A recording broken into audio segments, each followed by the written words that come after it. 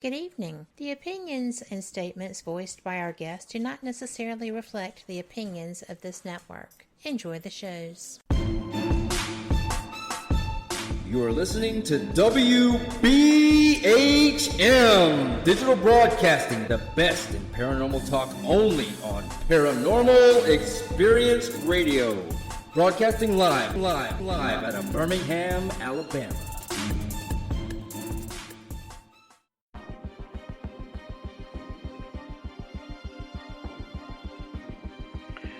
And welcome to the Full Spectrum Project, everybody. I am your host, Brian Clune, and I am joined by... Oh, it's me, Pete Haviland. How y'all doing? There for a sec I thought, oh good, I get to do the show myself. Nope, he's here. That is not going to happen. Yeah, I know. Not going to happen. Unfortunately. Anything that ever happens to me, I will do the show as a ghost. Is that a threat? That is not only a threat, that is a promise. Wow. See, every time I come on the show, you just scare me. Why do you keep doing that? Because now you know what I look like, and that was scary. That was scary in and of itself as well. My Lord. Yeah. Anyway, we are also joined by. Introduce yourself, Angie. Hey y'all, I'm Angie Moley from Houston, Texas. Oh, you see now, Angie, I caught you when we were talking about names earlier, and I had been, basically saying your name wrong for never mind for how long. But I remember you would say Angie Mole every once in a while yourself. No, never. I think you were just doing that because Pete and I were doing it. No, I never, ever did it. In fact, I rarely ever even say my last name. Well, maybe that's what it is. Maybe I was just projecting. Yep. Anyway, Angie will be joining us at the top of the hour unless she feels the need to jump in, which she is known to do, for the Weird World News segment at the top of the hour. So everybody hang around for that. Ladies and gentlemen, I want you to know that scares Brian and I when she jumps in, because we have no clue. Yeah, and the problem is, it's usually to cut me or California down. Now, California, I understand. But me, no. I don't understand that at all. Brian, I do not do that. Brian, don't worry about it. You have no idea what Angie and I talk about when we're not talking on the phone. So. Oh, really? Although I do record every one of them, and I'm going to do a best of probably by the end of the year. So you really do not know that I send Wyatt over to spy on you guys? If that's what you, okay, sure. And what does Wyatt see? Because I pretty much never leave my house. Yeah, he's told me that. He must get really bored sitting out there. Well, Angie, the bad part about it is that he sends pictures, and we feel bad for you. By the way, Angie, do you really do that in the shower? You know what? Never mind. We won't go there. Oh, I can't believe you went there. Anyway, we are joined tonight. Angie, I want to apologize for what Brian has just said, and to any of our listeners. You can direct all hate mail towards Brian Clune, care of this station, and our producer will make sure that he gets them. No, it's fine. He can be jealous of my rubber ducky and my bubbly shampoo. That's fine. Okay, I just wanted to put it out there. I have hair. Oh, yeah. See, that's the pictures I was talking about. Okay. Wow. Go ahead, Brian. Brian, continue. I'm kind of at a loss here. That doesn't happen very often. Oh, well. No. Okay. Anyway, we are joined tonight by Laura Didio. Did I say that right, Laura? Yes, you did. Oh, thank God. I've been wondering about that since a couple days ago when I was listening to some of your interviews. So anyway, we're going to be talking with Laura tonight about the DeFeo murders that sparked perhaps one of the scariest ghost stories in America. as many of you hopefully know, the DeFeo murders were the catalyst of the Amityville horror hauntings. So I would like to welcome Laura to the show. Say hello, Laura. Hello, and thank you for having me. Thank you for being here. Thank you for being here. We were really looking forward to you coming on. Yeah, absolutely. So let's go ahead and get started. So in the early morning of November 13th, 1974, the DeFeo murders literally sent chills down the spine of everyone in America. Not just Amityville, not just New York, but literally everybody across the country heard about these gruesome murders. Where were you when you first heard about the murders, and how did you get involved in the Amityville story? Okay, well, I was in college at the time, and I read it in the newspapers the next morning. But while I was in college, Fordham University, and I was majoring in communications journalism, and I had my own radio show on WFUV. I had also been working as an unpaid intern for college credit for the Long Island Press, which is now defunct, but it was, one of the newspapers out on Long Island, daily newspaper, not as big as New York Newsday, but, it was still a major newspaper.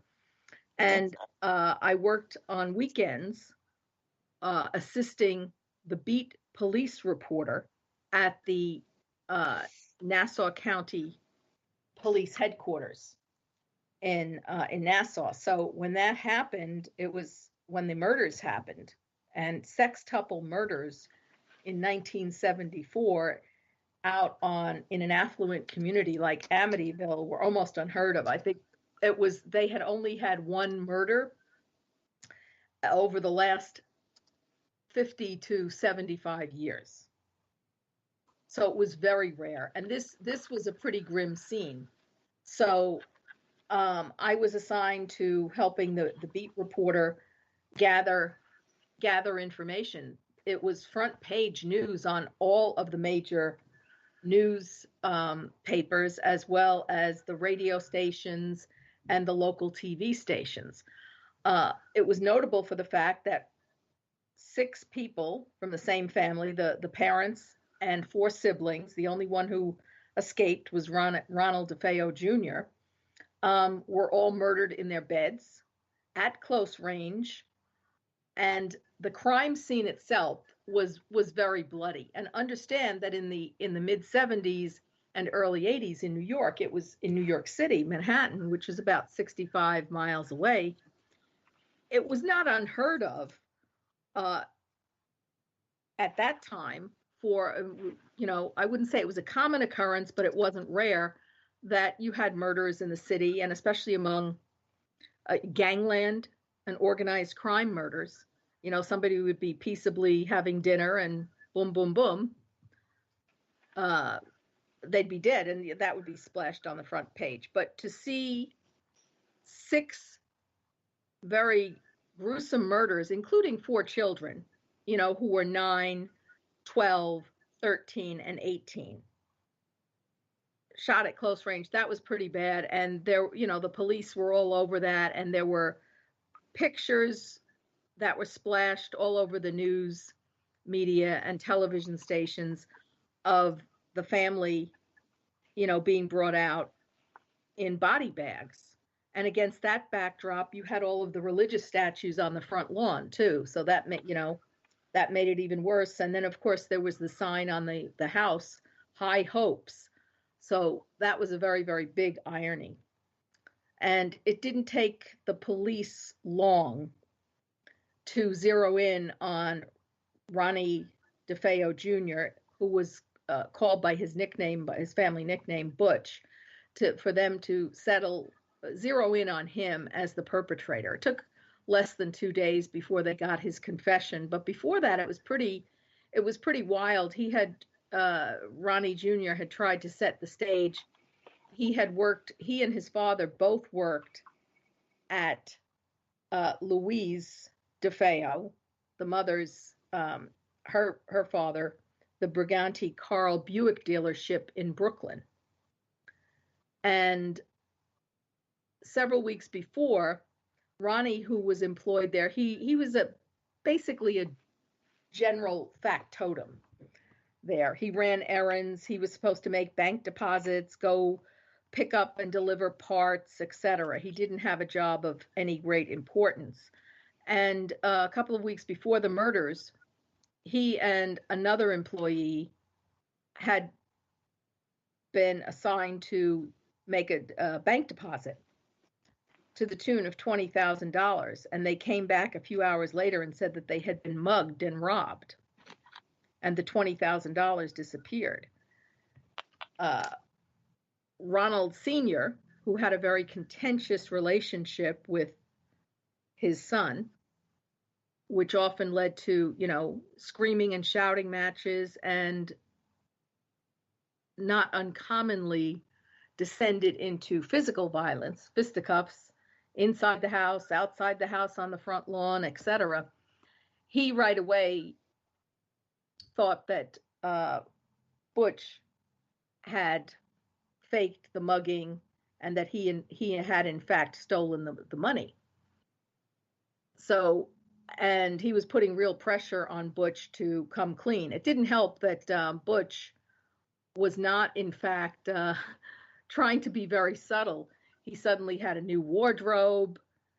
He was spending money like a drunken sailor, above and beyond the very generous allowance of several $100s a week that he got from his father, in addition to, the paycheck that he got from the Buick dealership. So Butch, at the age of 23, even though he had this contentious relationship sometimes with both of the parents, quite frankly, but mainly with Ronald DeFeo Sr., he was a spoiled kid. He had a boat, he had a car, he had guns in the house. He liked to show off and buy his friends drinks.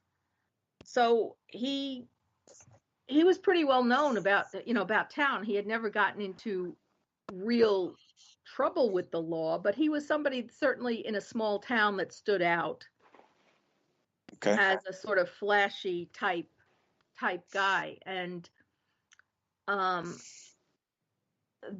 what he had done the day after November 13th, he had gone into work that day after murdering the parents and siblings as though nothing had happened. And then he made a big pretext of phoning home and saying he wasn't able to get anybody on the phone.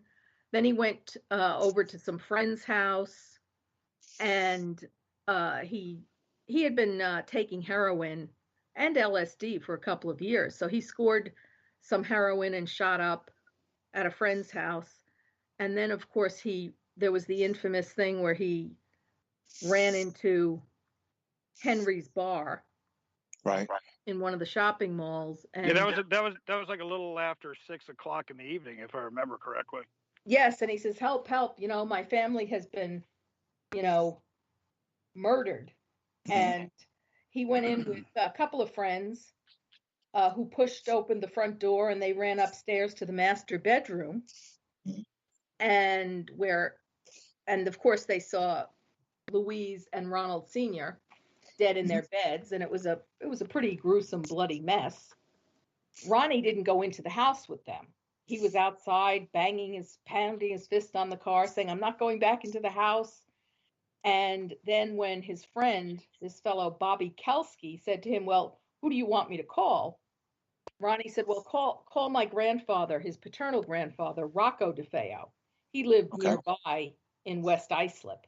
Meanwhile, the poor dog, Shaggy, the English sheepdog, who had been barking and howling, he was tied outside. He had howled the night before while the murders were being committed, and he was still there, and he was still barking incessantly. And another fellow, Joey Yeswit, who was with Ronnie, he basically said, he called the police and said, hey, we have a shooting here at the DeFeo house. So the Amityville Police Department was only, it wasn't that far away. So they got to the house at about 6:30, 6:40 that night. And they found, the officer who responded found Ronnie and, 3 or 4 of his friends congregating in the driveway. And Ronnie was crying profusely, saying, my mother and father are dead. And then at the time, Ronnie's friends thought there were 2 people dead. They didn't realize that the 2 brothers and 2 sisters were also deceased. So they took the patrolman into the house, and then the patrolman went upstairs to the 2nd floor, and that's when he found the parents. And it's no movement, so it was pretty clear that they had been dead for quite a while. There were blood stains on the bed and etc. Right. And then across the hall, they went and saw, oh, okay, here are the 2 boys both lying face down in their twin beds. And the other daughter. In your thoughts on them finding the 2 sons across the hall, did it look like it was staged, or does it look like that they were asleep? I mean, and they were just shot. Well, okay. Well, you have to. Anybody who's seen any of the 1970s sitcoms like the Brady Bunch, you have to. You know how the decor is. Yeah. It sort of looks kitschy, even if you were, by today's standards. This was not marble. They had print wallpaper that had designs of duck decoys, clipper shifts. Yeah, a lot of avocado. Globes, and it was right next to an old-fashioned radiator. And the 2 boys, John and Mark, were 9 and 12. Okay. And they had their games strewn about. Their pants were, on there, and they had green and tan plaid curtains, things like that. So they were face down in the twin beds. Okay. There were also, religious statues on top of their dressers. So the covers of the one boy were pilled, to his feet, and his right arm was under the pillow. Okay. But the bottom half of his shirt was drenched in blood. And again, the other son, the younger one, same thing. He was hugging his pillow with his head turned to the left. His hair was over his face, and, he had been hurt when playing football. Okay. So there was a wheelchair at the side of his bed, and behind that he had some crutches.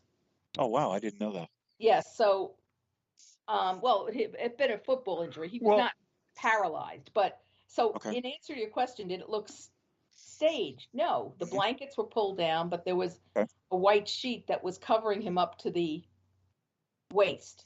Well, here's something that I was kind of curious about. When I was looking through the court records of the case, even the prosecutor said that it was a little unusual that Mark would be found lying face down because the football injury didn't allow him to actually sleep on his stomach.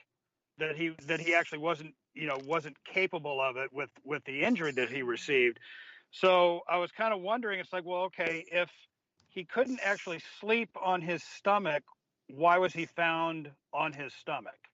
Yeah, that's something that that's one of the real anomalies and mysteries of this case that persists to this day. Why? And one of the last things that in the book, High Hopes, the Amityville Murders, which was written by Gerard Sullivan, who was the Suffolk County prosecutor who tried the case.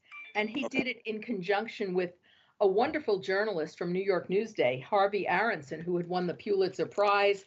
And Harvey Aronson had also He had worked for Sports Illustrated, and he had authored several crime, novels.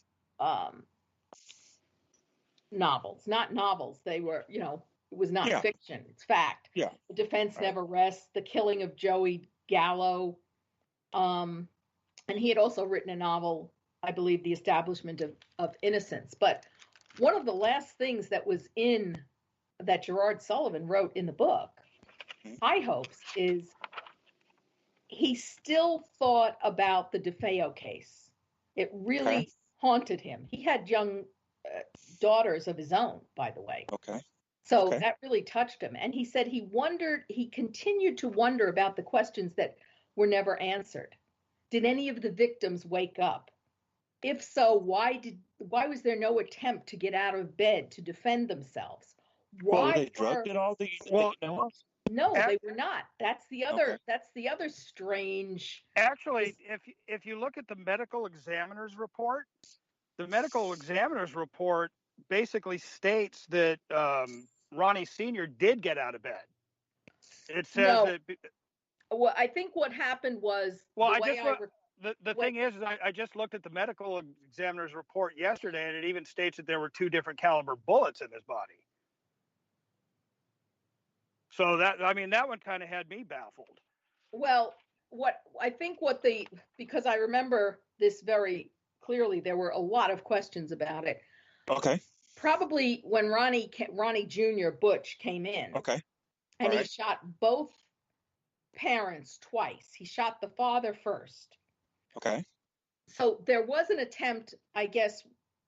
Ronnie Sr. had begun to rise when the first bullet struck him. Okay. So he didn't totally raise himself up off the bed, but he just had started to move. Well, what the medical examiner's report stated, let me see, I have it here, that the difference in the angles of the bullets entering the body combined with other evidence indicate Mr. DeFeo rose from the bed. And that's directly from the medical examiner's report. Yes, and I saw that as well. But when you say rose, but it's, okay, so this is a very semantic point, especially since none of us were there, including the medical examiner. Right. Okay. Well, and to rise, I mean, that could be any. That's what I was going to say. When you say rise, it's not like he got to a fully standing or even a fully sitting position. Okay, but he did start to rise. I guess when you felt the first impact of the shot, which happened so quickly, and then the second one, in succession.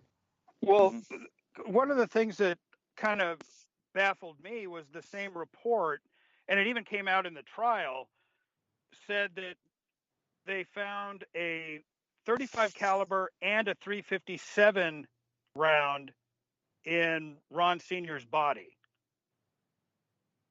So those are 2 different caliber bullets, and I was wondering what that was all about. Ronnie Jr. Butch had a lot of had guns and ammunition in the house. And about a year before the murders, he had gotten into a row with his father, Ronald Sr.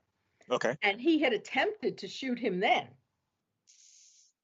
And, so that could have been placed there at a different time. Yes. And the gun did not fire.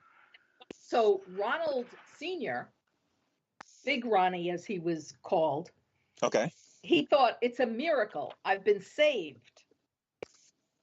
And he, at that point, really got religion. And he started sending money to a brother Andre up in Canada, St. Joseph's Oratory, to have masses said and things like that. And in fact, the family had traveled to Canada, to visit this St. Joseph's Oratory and Brother Andre.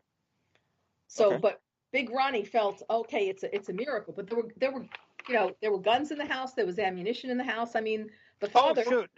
Laura, I'm sorry. I got so wrapped up in what you were saying that I completely missed the break. We are going to need to take a station identification break. My apologies for cutting you off like that.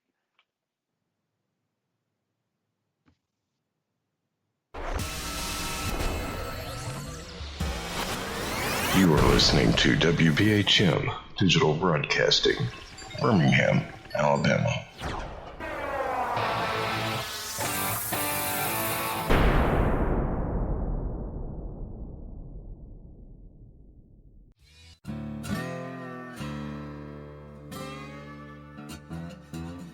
Oh, come on. I'm Southern, but...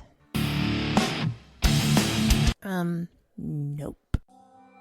That'll do. Hello. I am Kat Hobson, host of Paranormal Experience here on WBHM Digital Broadcasting out of Birmingham, Alabama. I enjoy having guests from all areas of the paranormal, from ghosts to ufology to cryptids and beyond. You'll find some of the best researchers in their fields bringing you some great information. Join me on Wednesday nights from 8 to 10 p. Eastern here on WBHM Digital Broadcasting.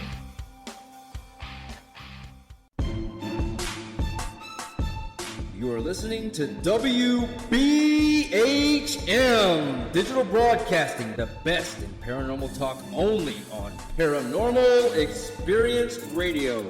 Broadcasting live out of Birmingham, Alabama. Since 1948, Fate Magazine has brought you reports of the strange and unknown, all of them true. Fate Radio is carrying on that tradition, bringing you the unusual, macabre, strange, and bizarre. Join host Kat Hobson Sunday nights from 8 to 10 p.m. Eastern on WBHM Digital Broadcasting.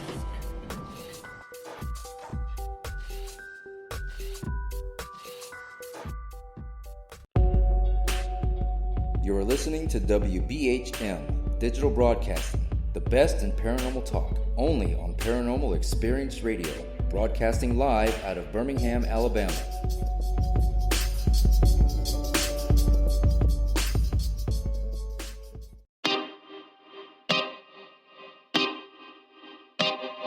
This is Jason Bland, host of Midwest Paranormal Presents Paranormal Soup, where we stream live as a webcast every Sunday night, 11 p.m. to 2 a.m. Eastern, with guests who will blow your mind. Live ghost box sessions where you can call into the show to see if the spirits will talk to you, and the world wide web of weird with the latest in paranormal news and evidence. We're bringing the weird every Sunday night, 11 p.m. to 2 a.m. Eastern on our Facebook page and YouTube channel. Don't forget to follow and subscribe.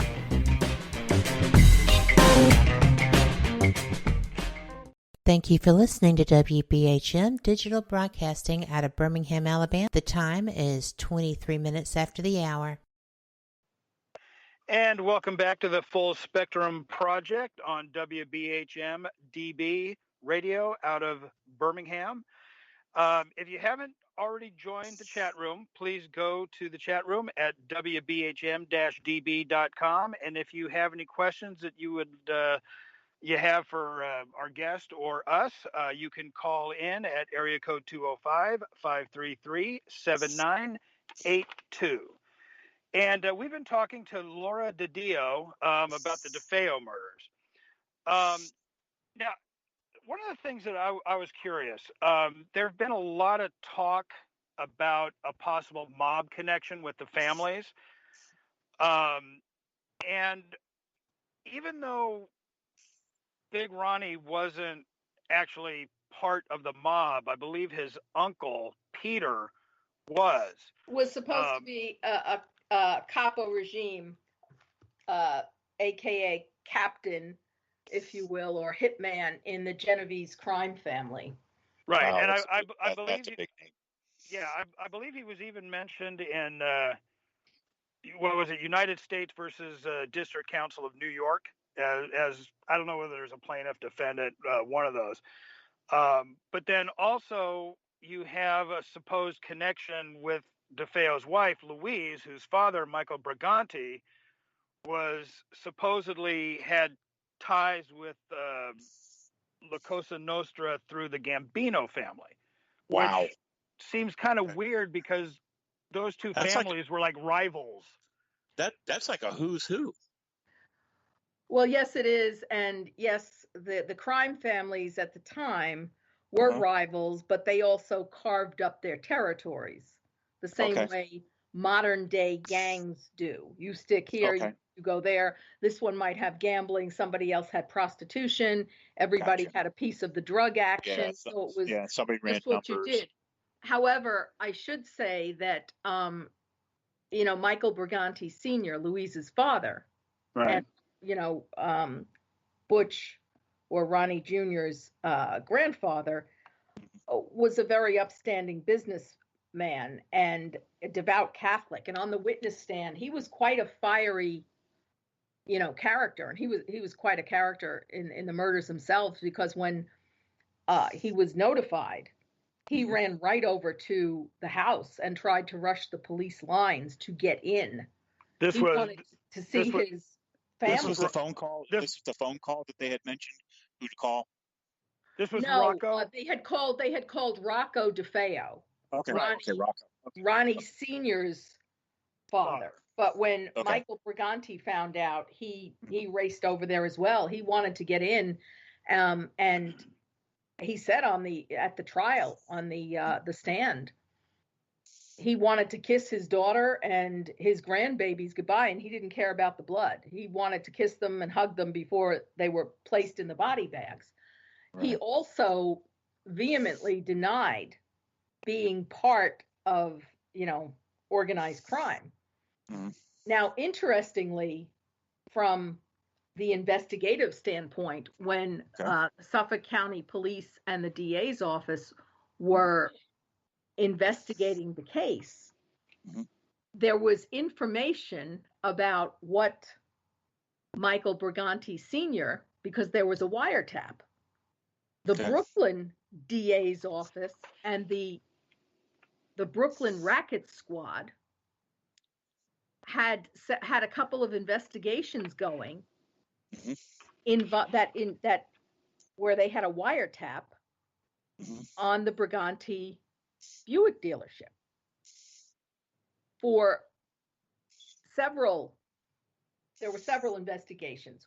One of them, there were some things that involved organized crime, but ironically, the other investigation that they had going involved ties to New York State politicians at the time.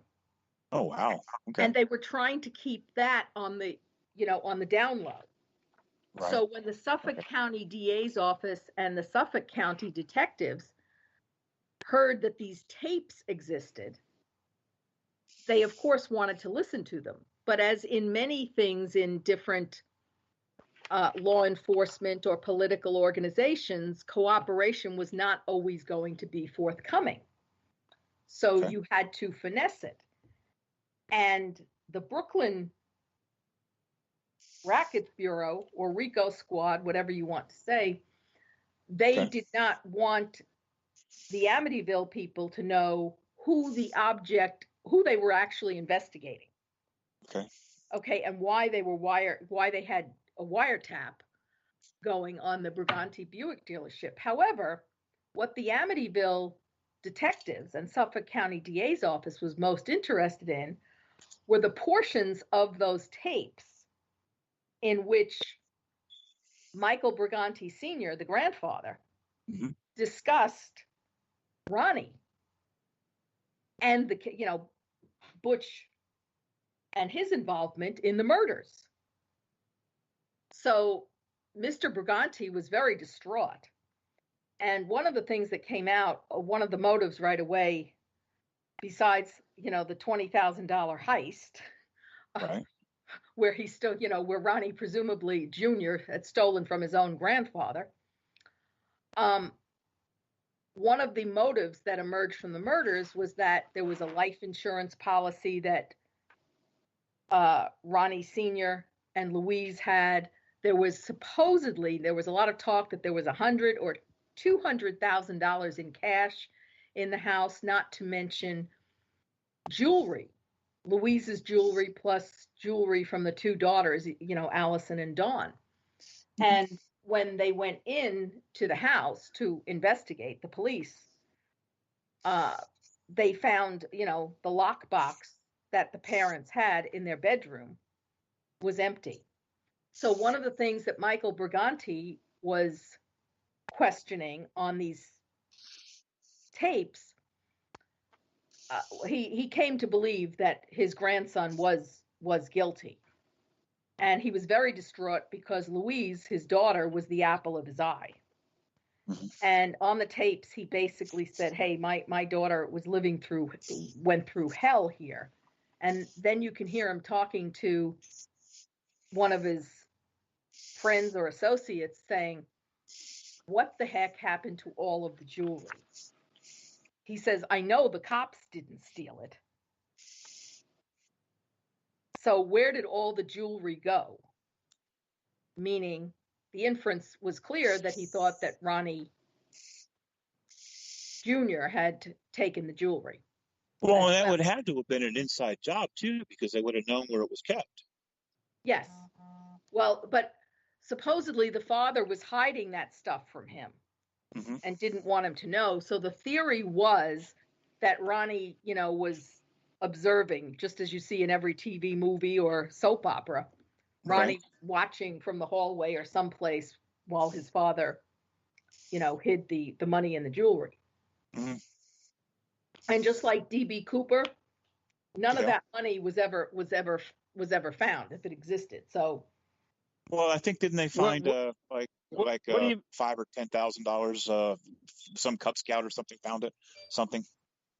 yeah, but we're talking where that's That's not just a little piece of it. that's and it might not have been that. That could have been what Ronnie had left from the $20,000 that was missing from the Buick dealership, from the bank deposit.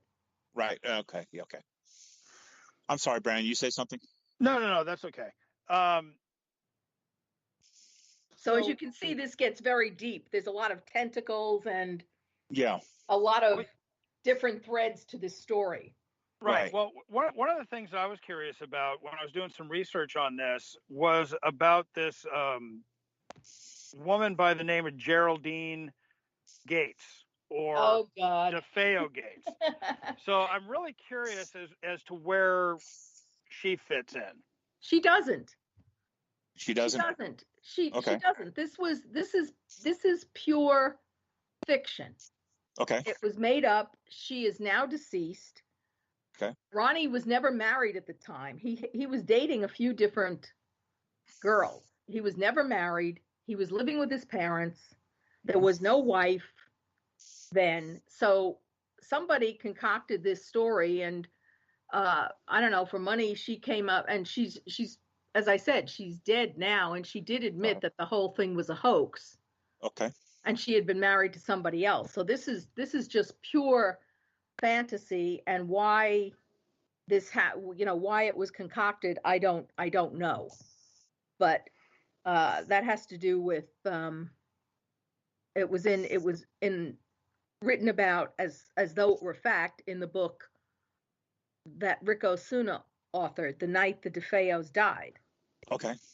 But Geraldine Gates, I mean, she actually testified later that it was, admitted that was all a hoax, and she had never been married to Ronnie. She did not have a child by him. That's just another strange thing. And then did it happen to throw any shade on anything that you're aware of? That story? In what? I know. I mean, you had mentioned that it really didn't. It's kind of weird how that came up. I didn't know if maybe it was concocted to put people in a different direction, or on information that they were looking at. I mean, you know how you throw something over to the right and you do what you want to on the left sometimes. But that makes sense. That came up decades after the actual murders. Mm-hmm. Okay, so in the early 2000s, mm-hmm. This woman Geraldine told Rick Osuna that she had been involved with Ronnie, and that she was allegedly married to him at the time that he committed the murders. Okay. But that was proven to be a hoax, and she unmasked herself, and she acknowledged, Okay. she's been gone. She died in 2015. Okay. Okay, so she acknowledged that she was never, and Ronnie has said it too, she was never legally his wife, and that he had never had an intimate or sexual relationship with her. And according to Ronnie, he said he met her while he was incarcerated, in jail decades later. And, he wrote a letter to that effect. Okay. And he said he met her back in 1985. And so she never knew his family or had been to his family's house. Okay. Okay. And she was married to her first husband, etc. And, Okay. It's her daughter, she had a daughter, Stephanie, but the daughter was 28 when Ronnie met Geraldine in 1985. So at that point, it's highly doubtful that Ronnie could have been the father of a 28-year-old, when he himself was only 35 at the time. Yeah, that doesn't. So, 7-year age difference. Yeah. He also, Ronnie, in this letter, he denounced Rick Osuna and said he's nothing but a liar and a fraud. And he said that Rick Osuna had come to visit him with Geraldine up in prison. Okay. And Ronnie I think said that was in 2000, if I remember right. yes. And Ronnie said as soon as he found out the nature of Rick Osuna's visit, he left the visiting room. And he said he did not help with the book, and he did not authorize him to use his name as one of the sources. And Ronnie claims that he wrote to the Suffolk County DA to swear out a criminal complaint against both Rick Osuna and Geraldine Gates. So, what can I say? The whole thing is a very, very tangled web with all of these claims and counterclaims and stories that arise out of it. Ultimately, from beginning to end, the story of Amityville with the DeFeo murders onto many of the things that happened in connection with the Amityville horror, the hauntings, and the retelling of the murder story, at its foundation is greed.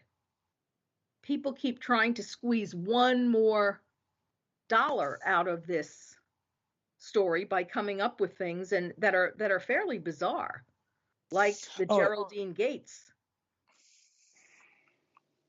Well, yeah. You know what? I'm sorry. We do need to take another break. But we will continue talking with Laura Didio when we come back, and we will see you on the other side.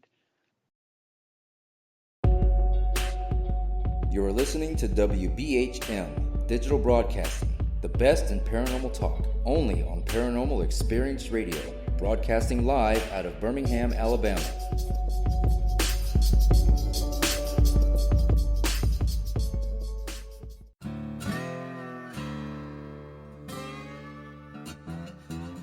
Oh, come on. I'm Southern, but... nope. That'll do. Hello. I am Kat Hobson, host of Paranormal Experience here on WBHM Digital Broadcasting out of Birmingham, Alabama. I enjoy having guests from all areas of the paranormal, from ghosts to ufology to cryptids and beyond. You'll find some of the best researchers in their fields bringing you some great information. Join me on Wednesday nights from 8 to 10 p. Eastern here on WBHM Digital Broadcasting. Since 1948, Fate magazine has brought you reports of the strange and unknown. all of them true. Fate Radio is carrying on that tradition, bringing you the unusual, macabre, strange, and bizarre.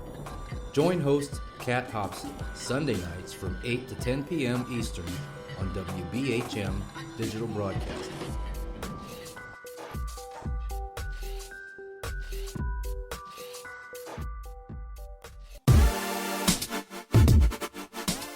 You're listening to WBHM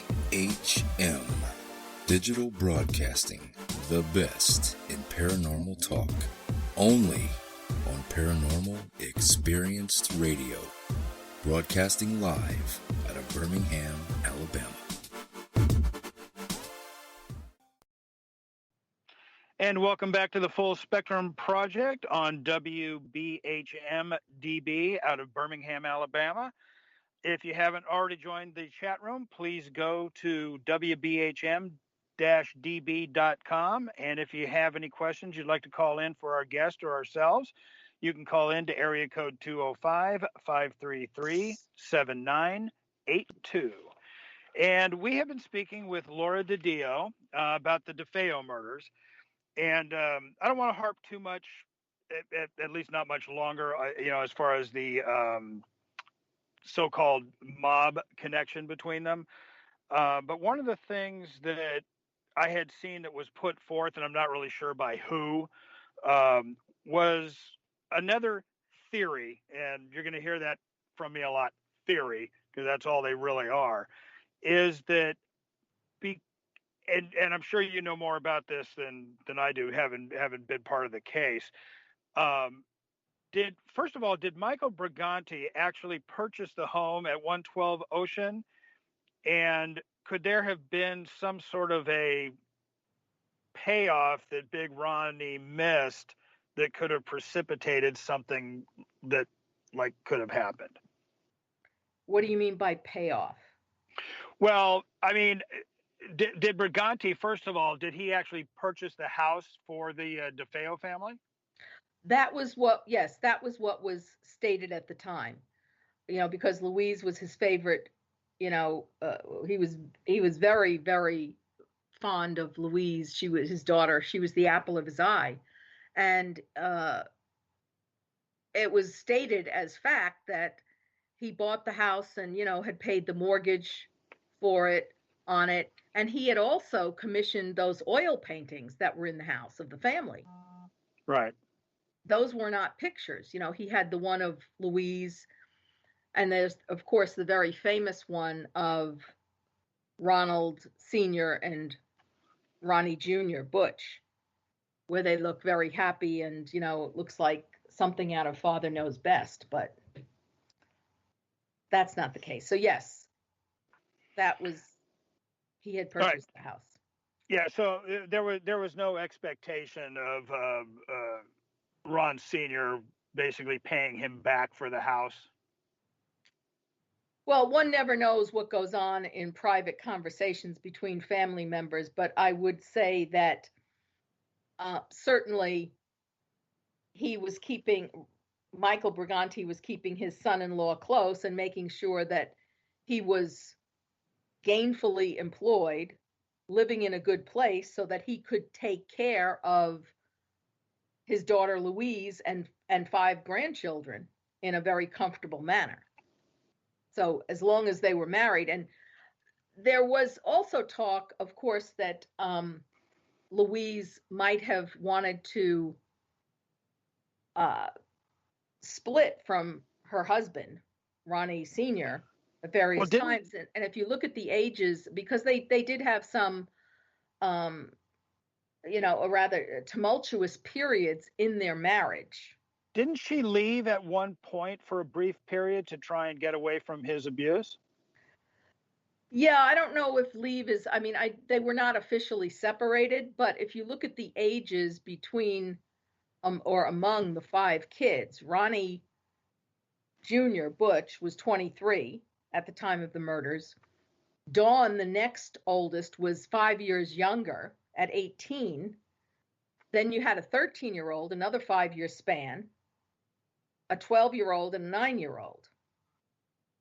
So But I guess there didn't seem to be any talk of separation or divorce at the time of the murders. In fact, they had been going, as I said, the family had been going up to Canada to St. Joseph's Oratory to visit, Brother Andre, making, a pilgrimage of sorts. And the three youngest children were all enrolled at the local Catholic grammar school, and they were very well liked. Mark, John, and Allison.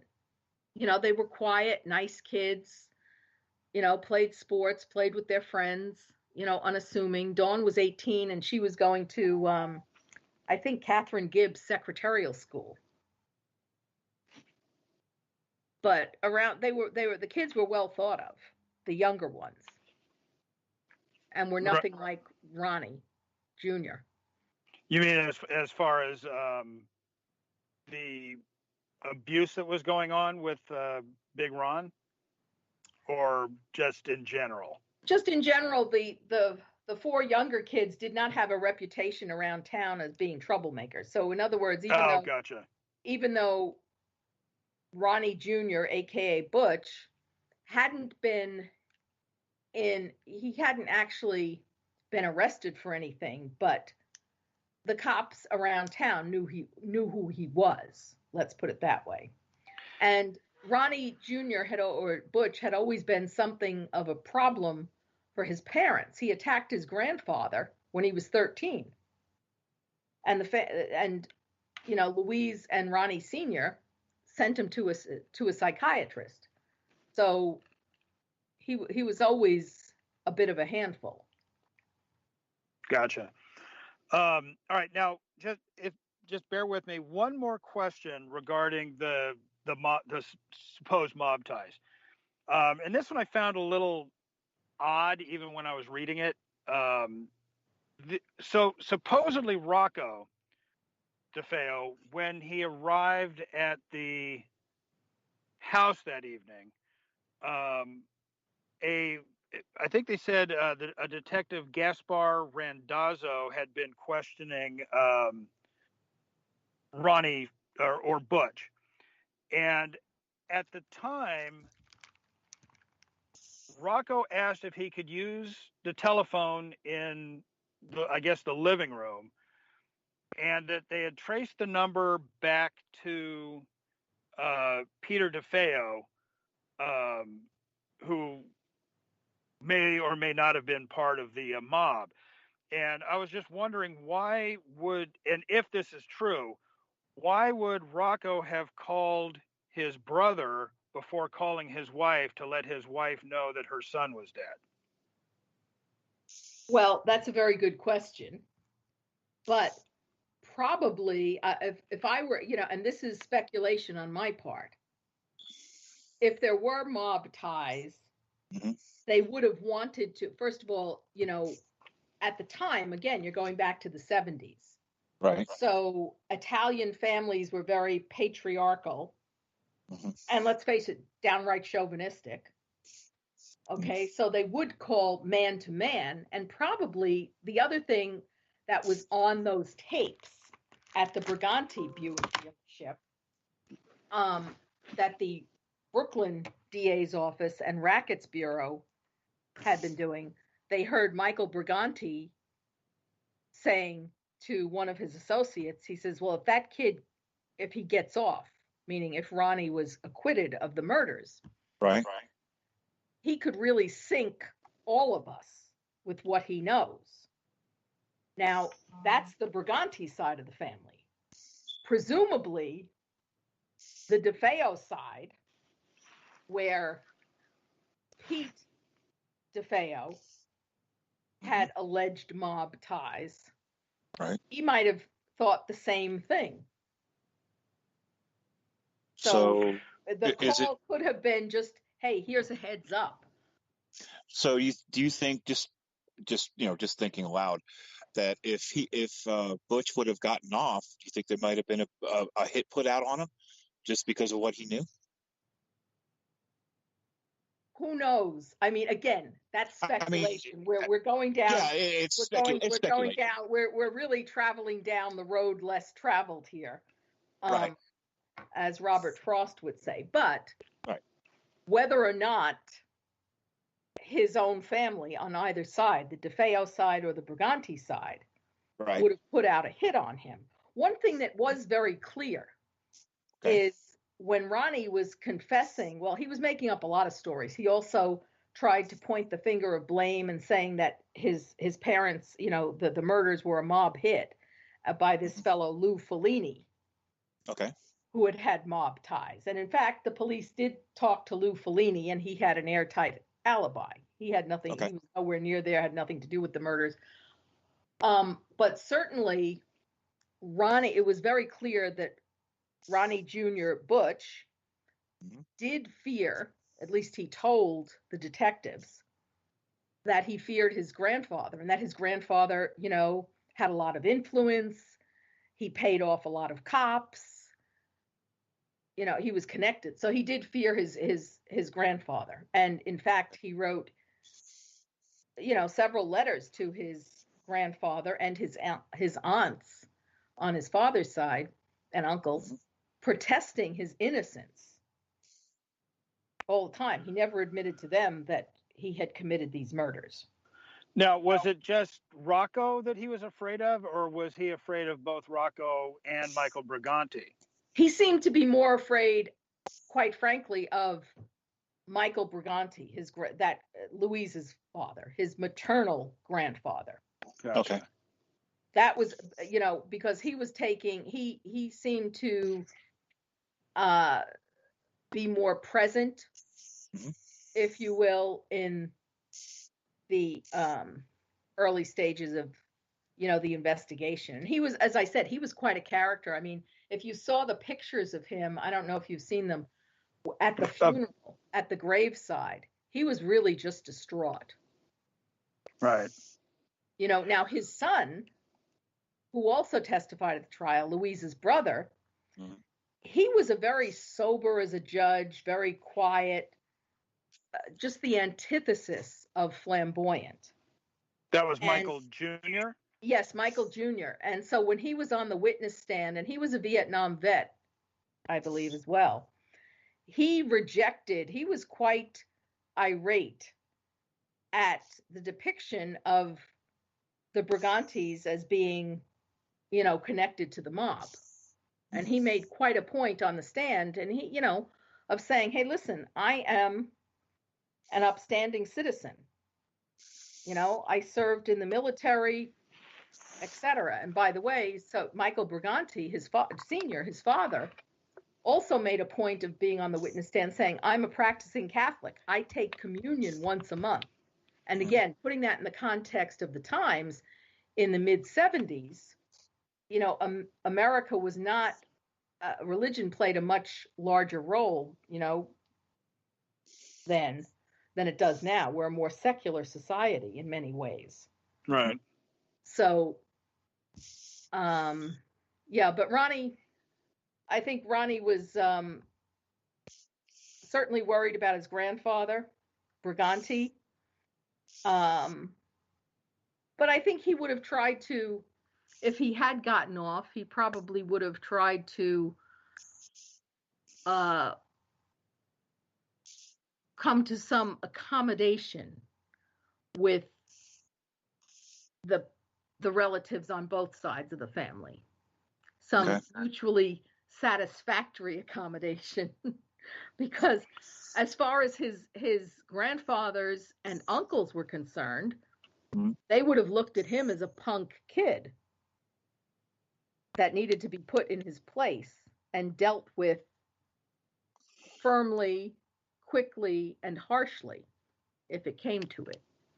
Right. But, you would think that with Michael Briganti showing up at the house the night of the murders and the way he was not only with his daughter, but with his grandkids, that even if he dealt with Butch harshly, I'm not sure it would have reached the depth of murder. No, say harshly, I mean, I think that they would have just, as I said, come to some type of understanding. Right. But they were clearly on those tapes concerned that Ronnie Butch, knew too much, knew a lot, and could cause problems for them. Right. Well, unfortunately, it's coming up to the top of the hour, so we're going to have to continue this after our Weird World News break. I don't know why, but I always have trouble saying that without stumbling over my own tongue. Weird World News. Look at that. Now I get it right.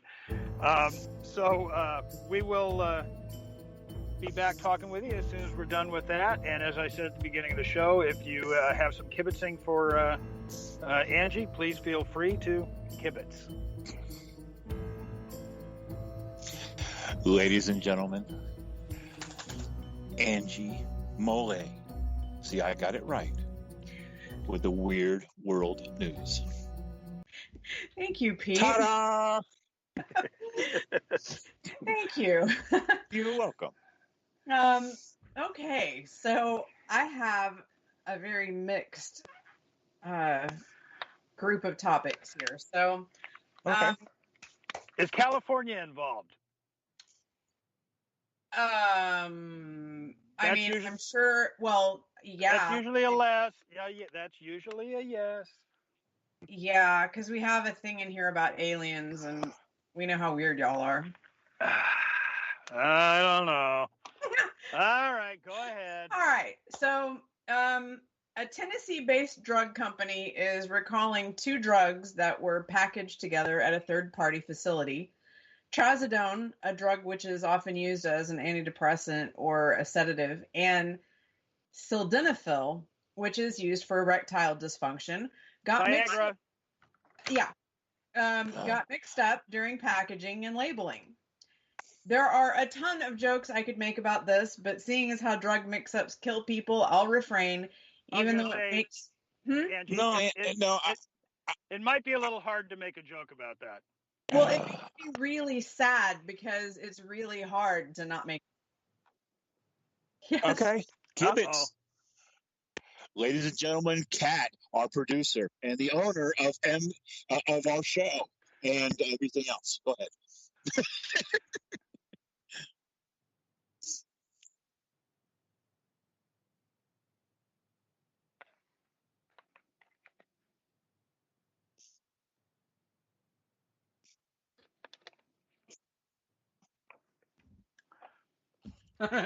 Sounds good to me.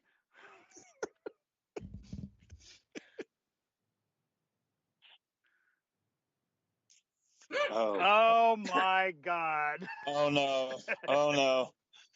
It's very unsatisfying. I can't do anything. She has all the buttons. And see, here, Kat, I thought you didn't have a sense of humor and you were just a stiff.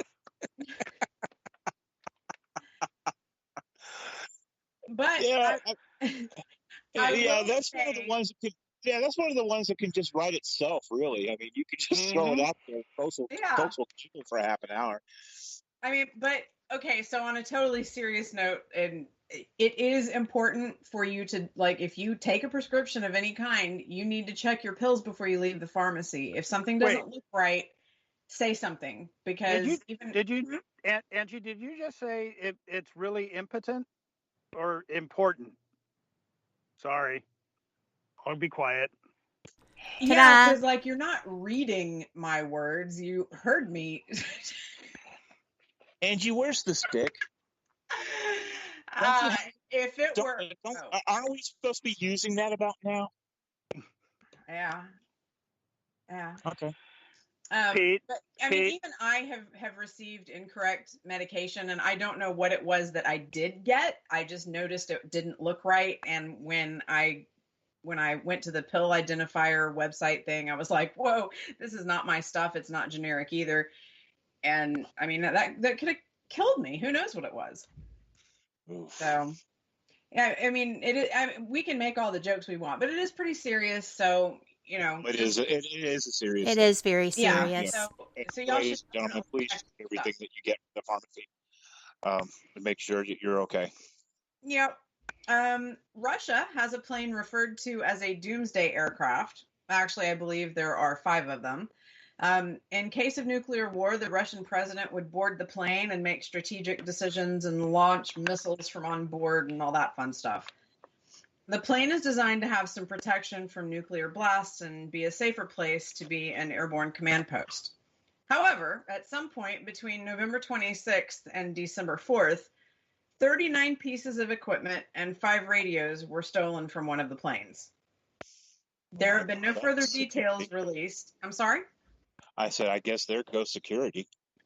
Well, they have not released further details. An anonymous source did say that they had taken fingerprints and shoe prints as evidence at the scene.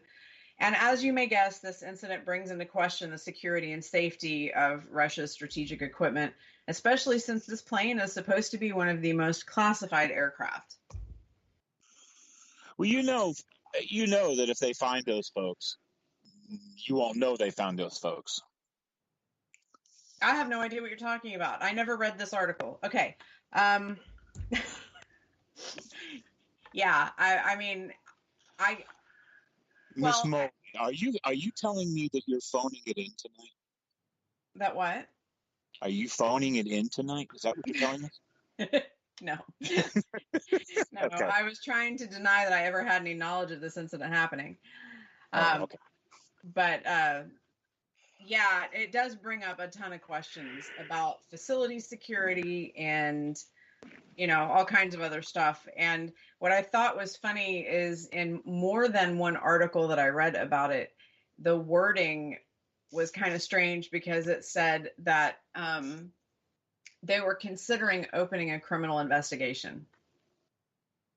I think they need to. Considering.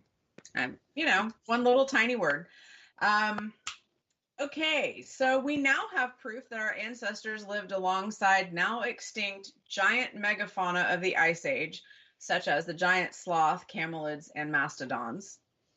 Archaeologists in Colombia discovered rock paintings in 3 separate locations of the northern Amazon that depict life as it was 12,000 years ago. Besides those animals, there are paintings of deer, bats, alligators, plants, tapirs, as well as actual scenes, some hunting, and some other rituals. The scenes were painted before climate change transformed the patchy savanna and thorny scrub brush landscape into the lush Amazon we know today. But no, are there no ghost? pictures. What? Are there ghost dinosaurs? Pete needs ghost dinosaurs. I mean, we can't just make them have higher consciousness level to be ghosts. I mean, Pete, you want to touch on that one, Pete? I don't want to talk to you guys. Okay, fine. I would love ghost dinosaurs. And I'm just going to brag for a second because I do fossil hunting and all kinds of stuff like that. And a few weeks ago, I was on a river here in Texas, and I found... Brian, I think we're getting set up. Go ahead. No, this is not a joke. This is dead serious. Okay. I found a large... Well, actually, I found 3 sections of fused glyptodon scutes, which... they're like osteoderms is what the actual name of a scoot is, but they're like... I have no clue of what you're talking about. It's a giant armadillo that's the size of a Volkswagen Beetle. Cool. I wish those were still around. And I'm glad they're not.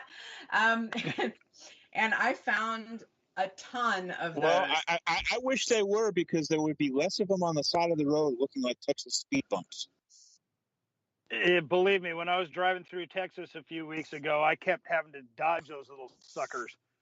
Yeah. You don't dodge them. That's how you wreck and total your car. No, you wreck and total your car by running over something that's armor plated. No, you don't. In fact, if most cars will go right over an armadillo, the reason not at that size. At least the armadillo has a fighting chance now. Yeah, the reason they die is because they jump when they're scared.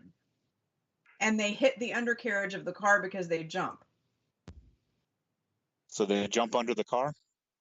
While the car is passing over them, yeah. I'm sure some get hit with tires and stuff like that too. But for the most part, cars will go over them. And when the car approached, because they also can't see like hardly at all, even in daytime, and they jump and they get startled and they hit the bottom of the car and it kills them. So, Pete, the moral of this story is when you see an armadillo in the road that's the size of a Volkswagen, hit it. Yeah, and what will end up happening is those silver balls that you always, those ones that the centrifugal force silver balls. That's what will end up happening. Mm-hmm. Yeah. I'll just keep quiet. Go ahead. Okay, and the last one tonight, and I hope that all of y'all will have something to say about this because I'm interested to hear your thoughts. A former Israeli space security chief, Haim Eshed, is revealing that aliens do indeed exist and that they have been in contact with Israel and the U.S. for years. He claims the so-called Galactic Federation conducts experiments here on Earth, and there is a joint base underground on Mars. There have been a lot of questions about why he's divulging all of this now, since he's been saying that humanity wasn't ready in the past. Besides the fact that he makes you think that humanity's ready for it now.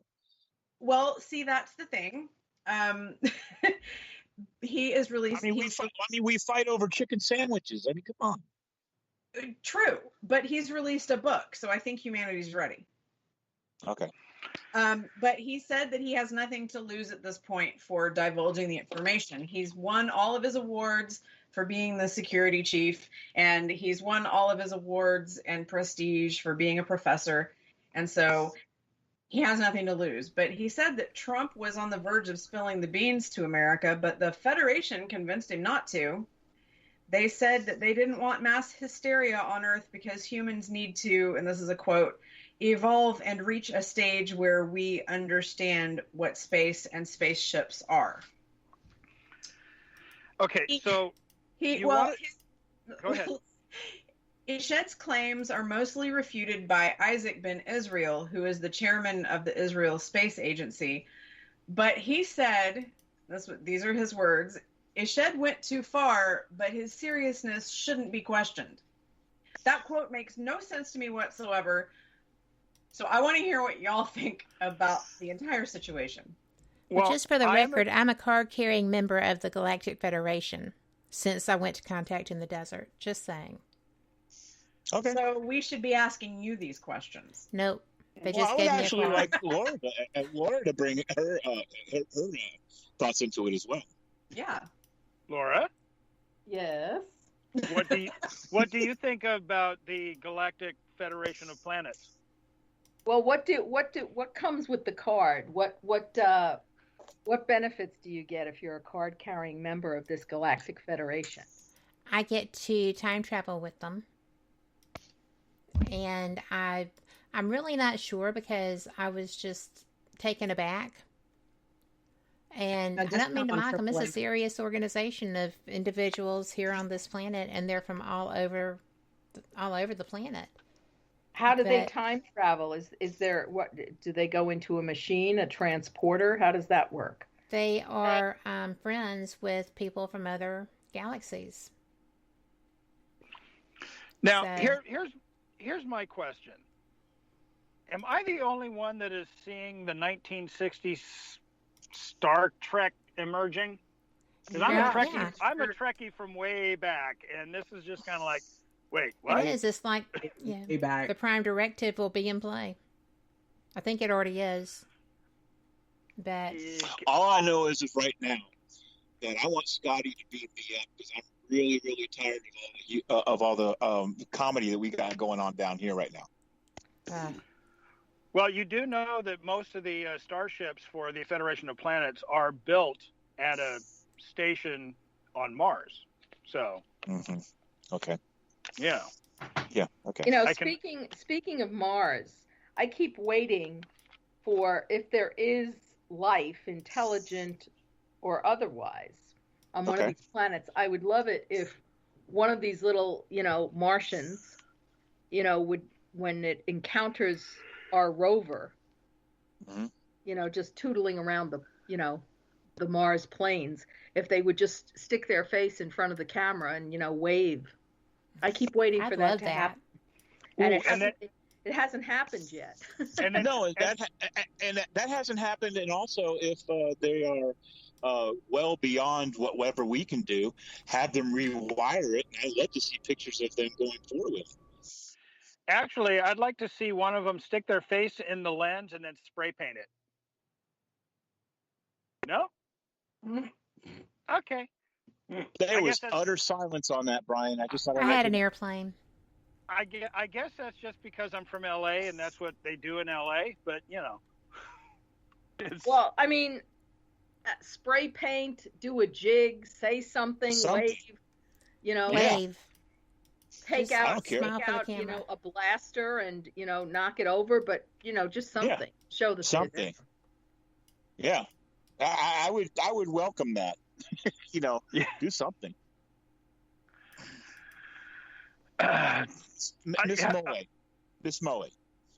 Yeah, Before you sign off, you and I had a discussion, and I would like to get your thought on the gentleman that found Fenn's treasure. Oh, right. I would like to see what your thoughts are, since you're a treasure person yourself. I knew I was going to forget to bring that up. Well, that's what I'm here for. Well, I wish I'd remembered a little bit earlier. I'd have pulled well, I still can, but so my thing. It's Forrest Fenn, right? Forrest Fenn is the gentleman who was the antiquities dealer, and he hid, you know, $1 million worth of treasure, and then wrote a poem about it, to get people to find it. Well, the guy who found it recently wanted to remain anonymous, and you know, Fenn upheld his part of the deal with that and agreed to do it. The only thing he would say is that the treasure was found in Wyoming. And for a while, you know, I was kind of saying, okay, it's in, you know, the national forest over there in Bridger Teton. And, you know, it's in there. Well, now the guy has come out publicly saying, you know, I'm the one who found it. And he said, and this is like, none of this makes any sense to me. He said the reason that he divulged his name was because he was being sued by someone. And he has a very unusual last name. I can relate. He has a very unusual last name, and he was talking about how worried he was that, you know, he was going to get the same kind of death threats and all kinds of other stuff that Fenn was getting. And I'm like, then why are you contacting all of these news agencies and giving interviews then? Because it seems to me that if your name comes out in a lawsuit, there's only going to be a small select few people who end up finding out about that. Mm-hmm. And even then, if it gets out, so it gets out, whatever, right? Right.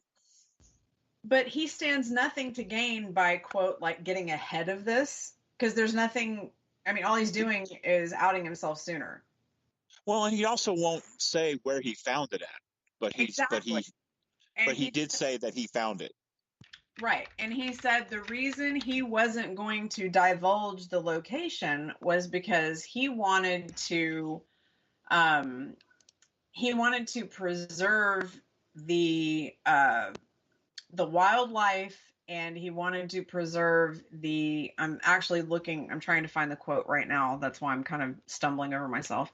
That he wanted to preserve the area. This guy seems to think that, you know, it's going to be like a huge tourist location or something. Why would you go somewhere where there's nothing left to find? You know, to say it was there. That same question. To say it was there. I'm sorry? To say it was there. But, I mean, how would you even be able to tell? You know, and here's the other thing. I mean, okay, so let's just say that the guy was like, okay, so I found it in I can't even remember the name of the county off the top of my head. Whatever county that Jackson County, Angie, Jackson County. Let's just say that he said he found it in Jackson County, Wyoming. Okay. That doesn't say where it is.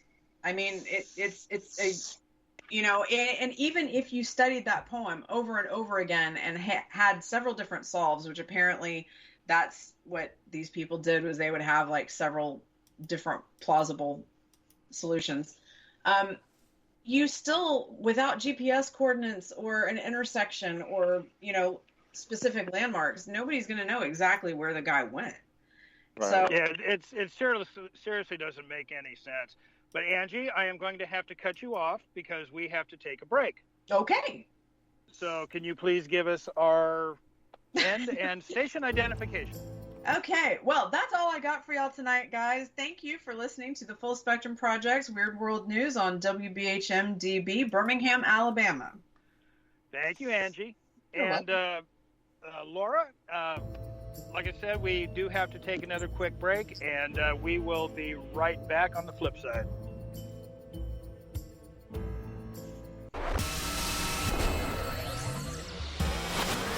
You are listening to WBHM Digital Broadcasting, Birmingham, Alabama.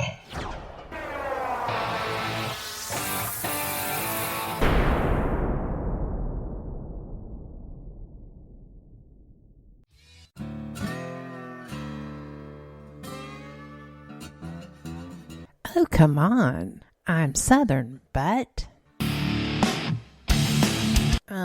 nope.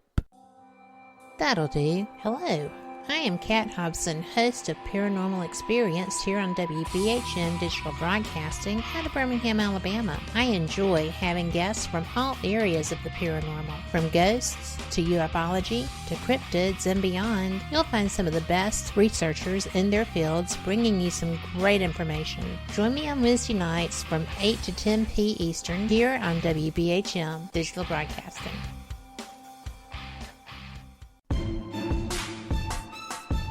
You are listening to WBHM Digital Broadcasting, the best in paranormal talk only on Paranormal Experience Radio. Broadcasting live out of Birmingham, Alabama.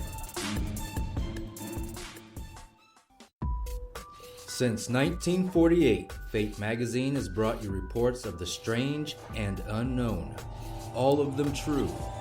Fate Radio is carrying on that tradition, bringing you the unusual, macabre, strange, and bizarre. Join host Kat Hobson Sunday nights from 8 to 10 p.m. Eastern on WBHM Digital Broadcasting.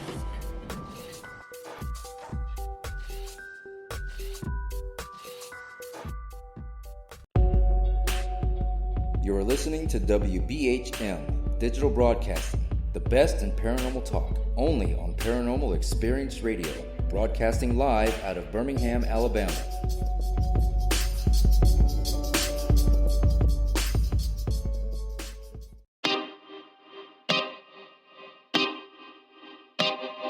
This is Jason Bland, host of Midwest Paranormal Presents Paranormal Soup, where we stream live as a webcast every Sunday night, 11 p.m. to 2 a.m. Eastern, with guests who will blow your mind. Live ghost box sessions where you can call into the show to see if the spirits will talk to you, and the world wide web of weird with the latest in paranormal news and evidence. We're bringing the weird every Sunday night, 11 p.m. to 2 a.m. Eastern on our Facebook page and YouTube channel. Don't forget to follow and subscribe.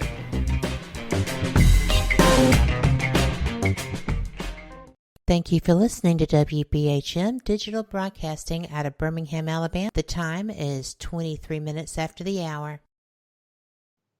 Welcome back to the Full Spectrum Project on WBHM-DB out of Birmingham, Alabama.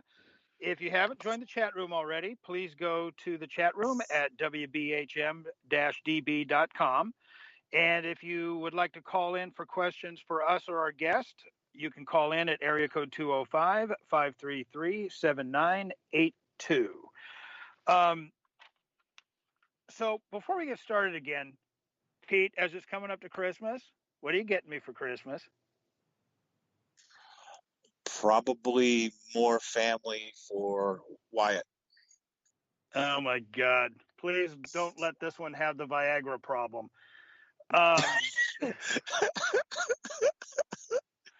Pete, Laura, Pete sent me. Yeah, you got to hear Okay. this, Laura. I have this little cursed bobblehead, and Pete got me these little garden gnomes as his family. So when I opened them up, one of them was flipping me off, another one was on the toilet, and then two of them looked like they had erections. And I was telling Pete, what the heck are you sending me?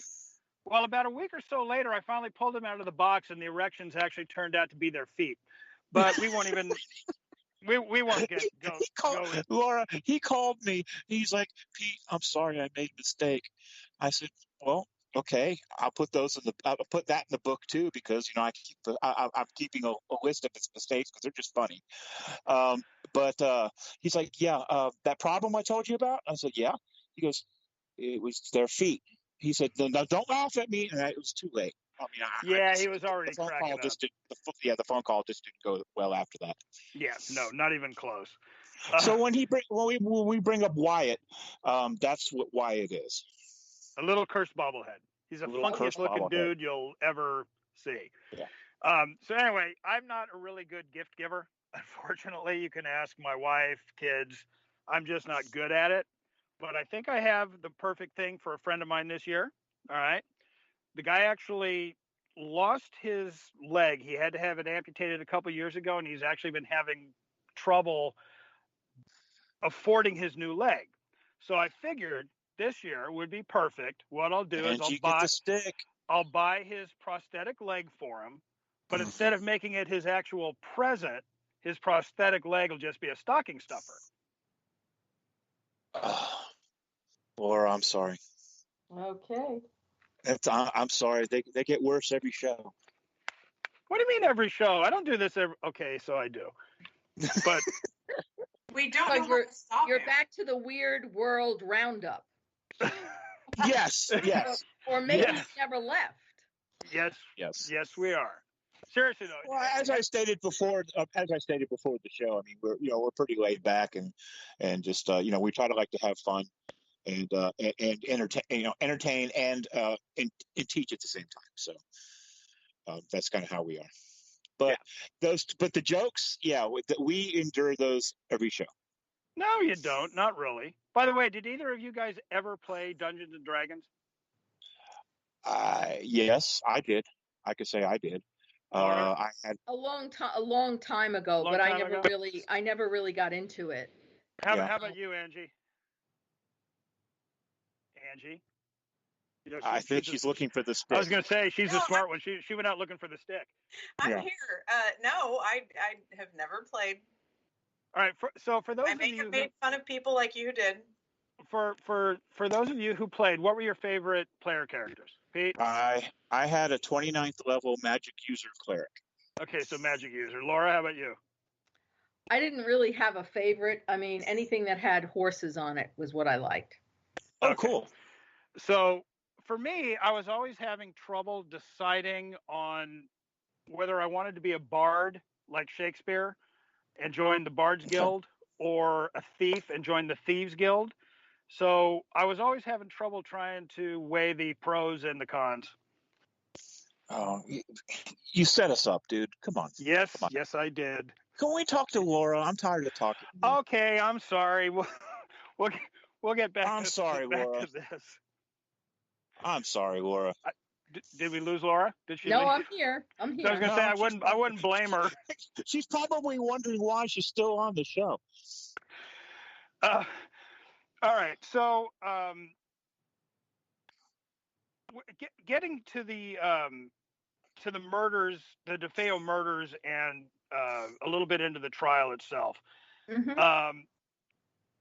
Butch was claiming that he had help from his sister, at least partially some help from his sister. And I know that's been kind of widely disputed.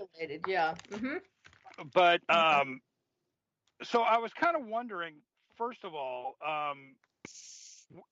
during the court transcripts, a boyfriend of hers, Bill Davidge, had testified that Dawn had a violent and evil temper, and I have direct knowledge of her hatred for her mother and father.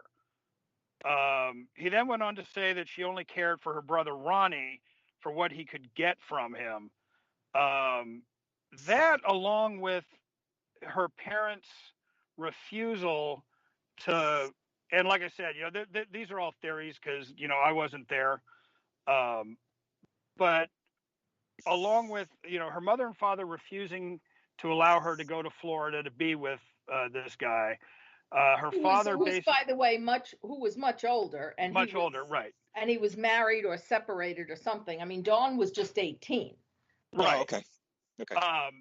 So with that, and her father telling her he could no longer have any contact, and the history of abuse with Big Ronnie,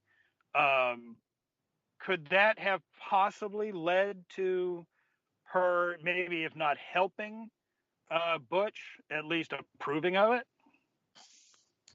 Well, look, anything is possible.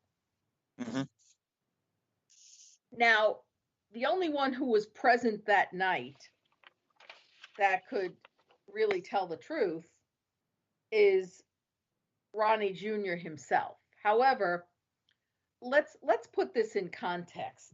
Okay. You have a 30-year-old guy, the boyfriend, supposedly. Okay. I didn't know he was 30. You had mentioned he was older. I didn't know how old he was. Yeah, he was 30, 31, and and anybody's father would have put a kibosh on that. I mean, exactly.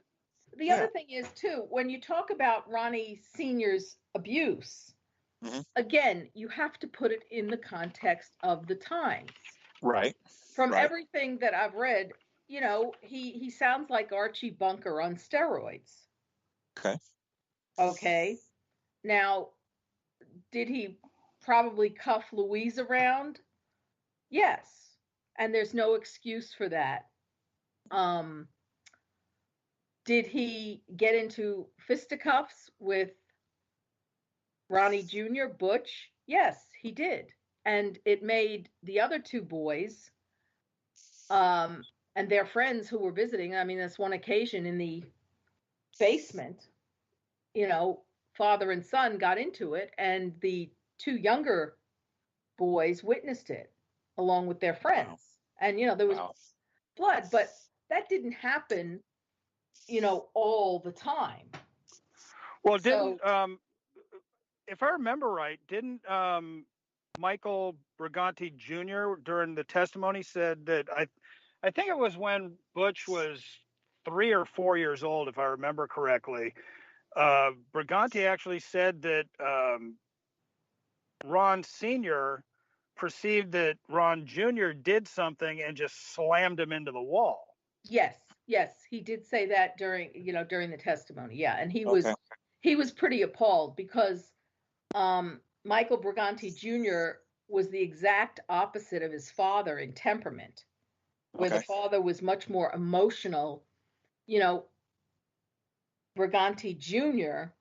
was, calm, cool, collected, very straight to the point, etc. So yeah, he did say that. But going back to Dawn, she's 18 years old. Her hormones are running wild. She's in the throes of what she thinks is a great romance. With a guy who's much older than her. She wants to, who had been married. He's much more experienced, and she thinks she's going to run off to Florida with him. Right. So it's not unusual for her to say, "Oh, I hate my parents. They don't understand me. Yeah. I hate Amityville. I want to get out of here. I want to be with my boyfriend." I mean, so those, those types of phrases are going to be thrown around quite a bit. It doesn't necessarily mean that she, one, meant them, and then two, would act out on that. Again, don't forget, these were very violent murders. What would it take? I mean, it's one thing don't forget, Ronnie Jr. was high a lot of the time. Heroin, LSD, cocaine, drink. Okay, what does it really take to put a gun in somebody's face or back, a rifle, Right. at close range? And even if Dawn hated her parents because they wouldn't let her run off with the boyfriend, why would she? It would take a lot for her to kill her sister and other two brothers. You know, usually if women commit murder, they're not typically doing it with a high-powered rifle at It's close usually, range. it's usually like they're usually like poisoners and things like that. Yes, but Yeah. this, I mean, there is no way to overstate how gory these murders were. Yeah, it was definitely a crime of passion.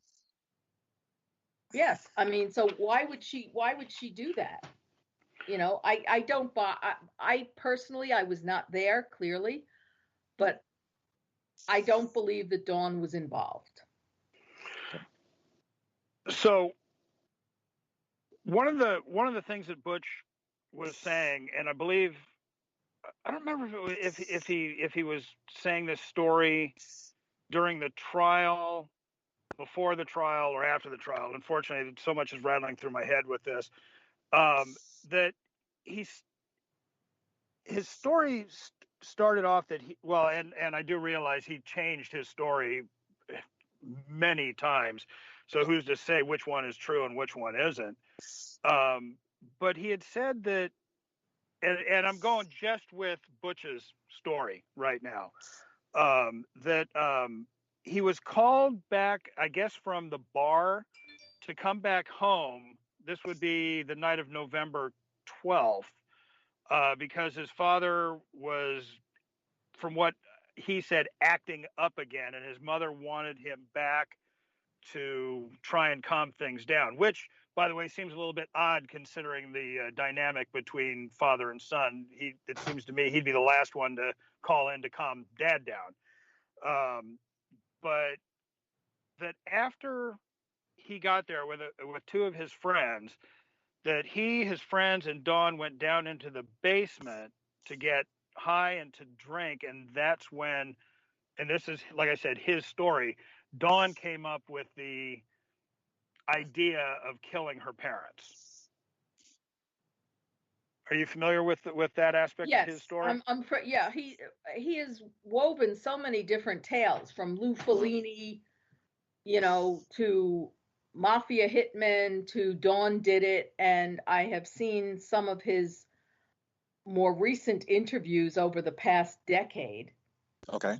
Where he was interviewed in jail, and he's actively confronting people with the Dawn theory and saying, well, how would it be possible that I killed 6 people and nobody woke up? So yeah, trying to blame Dawn, I think is convenient. So even if Dawn had yelled at her parents, I hate you, I hate you, I hate Amityville, I want to get out of here, I just don't see her doing. And of course, Dawn can't defend herself, No. And so, yeah. If I remember right, and I think it was Sullivan himself at one point during the trial even admitted that there was a good possibility of there being an accomplice, though. And that was one of the things that kind of struck me when I was looking at the court transcripts, that the prosecutor would say that. So that's one that really kind of bothered me. Do you have any idea? That's what a lot of people have speculated on, but nobody, they've never uncovered any hard evidence to that fact. I mean, look, the first thing I think, I have the same reaction as many people do. How could he have done this? And nobody wakes up, nobody moves. And especially as the question I asked you before, was anybody drugged? I mean, because you would think that to take to kill that many folks, they would have to have been incapacitated in some way if you look at it in that direction. Well, But yeah, but they exactly. weren't. But they weren't. Unless everybody was in a fugue state. But if you look at it realistically, he had the high-powered 35 caliber Marlin rifle. He also had a 22 caliber Marlin rifle in the house as well. By the way, when the Lutzes came by and, a year later and purchased the house, they purchased many of the furnishings. Yeah.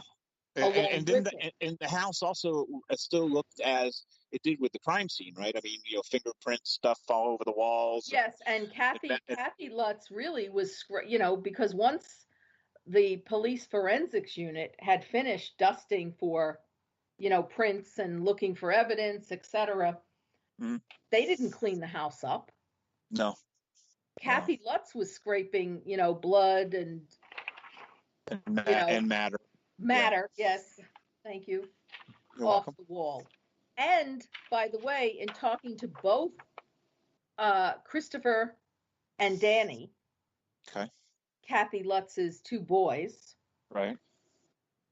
They were in Butch's. They had Butch's old bedroom, and the ammunition was still there in the closet. Christopher told me this, he, several times over the past few years. So, yeah. And you figure Chris was 7 and Danny was 9 when they moved into the house. Oh, okay. What are we going to play? What toys are we going to find in the closet? Yeah. Ammunition. So, that's something, but I just think you go back to after the case was done again. One of the last paragraphs in the book was Gerard's, High Hopes by Gerard Sullivan, the prosecutor. He said, did any of the victims wake up? If so, why didn't anybody defend themselves? Why were they all 6 found face down in death? Why didn't anyone hear the shot? So they were just as puzzled also, because there were no drugs in the system. There was no evidence that the bodies had been moved or rearranged. Well, the one thing that kind of caught me was Allison DeFeo. In the coroner's report, it states that she was shot in I'm trying to remember, left cheek, and the bullet exited the right side of her head. Oh, that's brutal. And it had indicated Well, it was all brutal. It had indicated that maybe she had turned her head and faced her killer. Well, it went on to state something about the shot seemed to be meant to disfigure the face. And in fact, Dawn's face was her whole face was almost caved in from the force of the bullet. Yeah, because if I remember right, didn't Butch shoot her basically at point blank range in the face? Yeah, well, he shot all of them at point blank range. He was no more than a foot or two away. Yeah. Now. I didn't know. I didn't know that he was that close. I thought that he was just kind of opening the door and sighting it down. I didn't know he was that close. No, one of the things that really had such a chilling impact on me was when he confessed to Detective Rafferty about shooting his youngest brother, who had been, injured in playing football and had the wheelchair and the crutches there. And he shot him in the back, and it caught the bullet hit the spine. And he said he stood there and watched as his leg twitched. Oh. So that's just horrific. How do you just stand there and do that? But especially with your own family. I apologize. I do have to cut you off here for a sec. We do have to take another station break, but we'll continue as soon as we get back.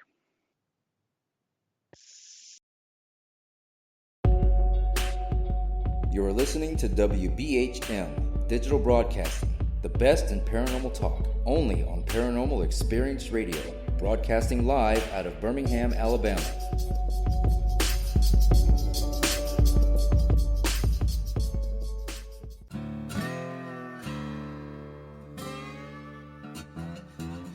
Oh, come on. I'm Southern, but... nope.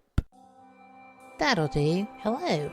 I am Kat Hobson, host of Paranormal Experience here on WBHM Digital Broadcasting out of Birmingham, Alabama. I enjoy having guests from all areas of the paranormal, from ghosts to ufology to cryptids and beyond. You'll find some of the best researchers in their fields bringing you some great information. Join me on Wednesday nights from 8 to 10 p. Eastern here on WBHM Digital Broadcasting.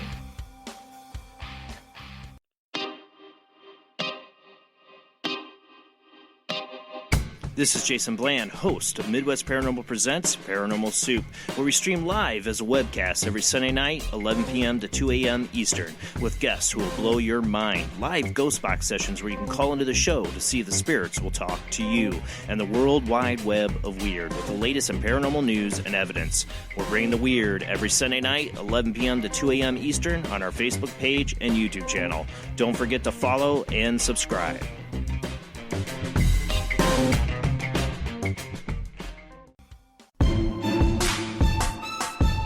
You are listening to WBHM Digital Broadcasting, the best in paranormal talk, only on Paranormal Experience Radio. Broadcasting live out of Birmingham, Alabama. Thank you for listening to WBHM Digital Broadcasting out of Birmingham, Alabama. The time is 45 minutes after the hour. Welcome back to the Full Spectrum Project on WBHM-DB out of Birmingham, Alabama. If you haven't joined the chat room already, there's still time. If you'd like, go to WBHM-DB.com. And if you have any questions for our guest or your hosts, dial area code 205-533-7982. So, Laura, I want to get back to the Dawn's condition, shall we say, when one of the things that Butch said during the one of his stories was that he had been out chasing one of his friends who had, I guess, fled the house in panic, and when he had handed his rifle to Dawn, and then she went in, killed the two brothers, forcing them onto their stomachs, and then shot them in the back. Oh, excuse me. Then went in and shot Allison. And then when he got back, he had to wrestle with her. And this really didn't sound quite right to me.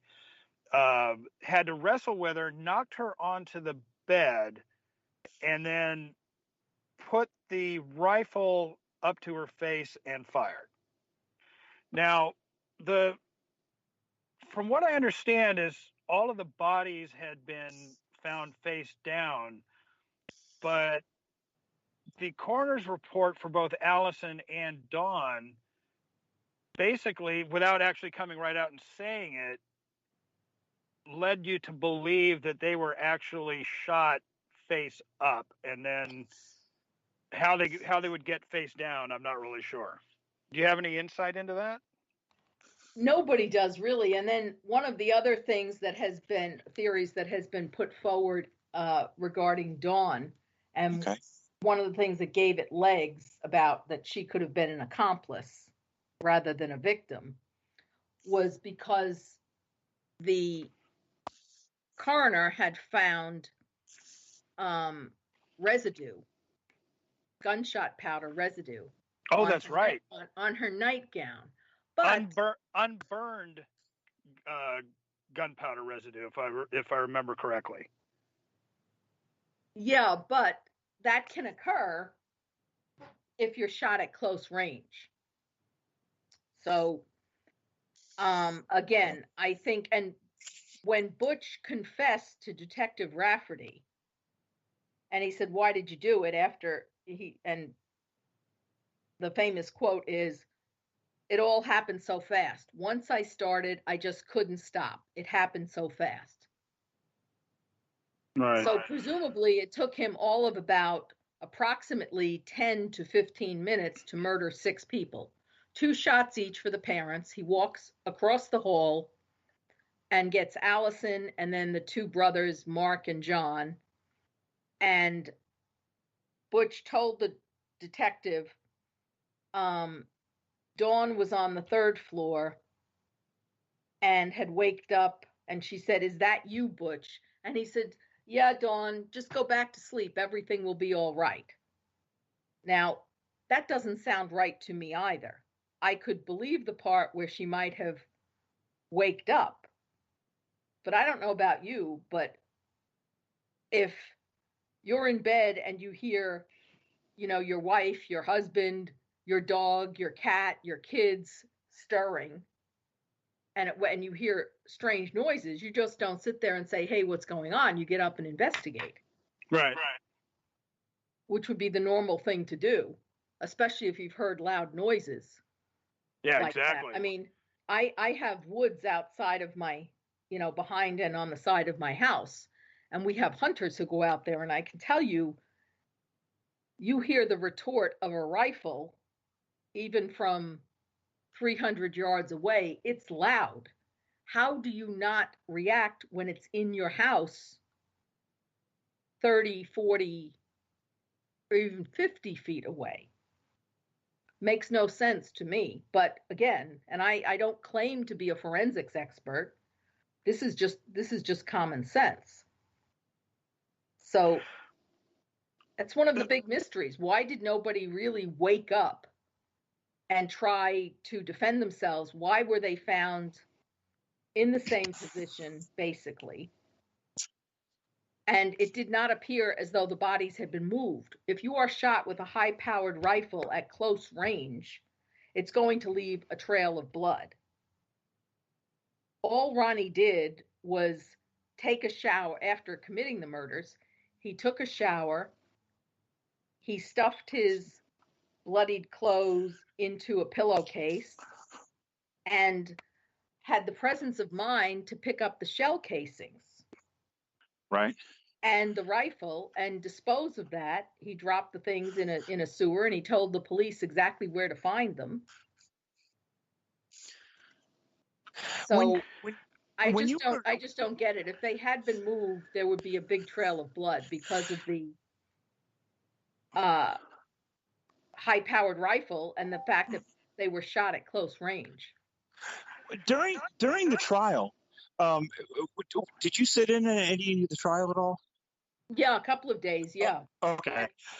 Did you happen to hear what the forensic folks were saying of why or what their thoughts were of why they didn't hear or why they thought that nobody heard the guns? Do you have any insight on that? No, I hadn't. I wasn't there for that day. For that day? Yeah, no. But okay. They did say at one point, in the statements that Ronnie's, they were trying. Sullivan was trying to make the point that the defendant first shot his father after he got up from the bed, and thereafter the father was placed back into the bed. Okay, that was testimony by the deputy chief medical examiner. And the size that Big Ronnie was, I mean, you would figure that that Butch would have to have some help putting him back into the bed. I would think. Again, I mean, but this would have, one would have thought. Yeah. Who were these people, and how did they? If he did have accomplices, how did they just conveniently disappear without a trace? And how would you take? I mean, Ronnie Sr. was probably about 250, 260 pounds. Yeah, and he was stocky too. I mean, he had some muscle on him. Yes. So yeah. How would you move that without leaving a trail of blood and quite frankly, evidence that the body had been moved? Right. And then they were also positing during the trial that Ronnie's mother Louise Mm-hmm. awakened. Well, if somebody is shooting somebody right next to you, you're going to wake up Yeah, unless you're yeah. already dead or Right. drugged.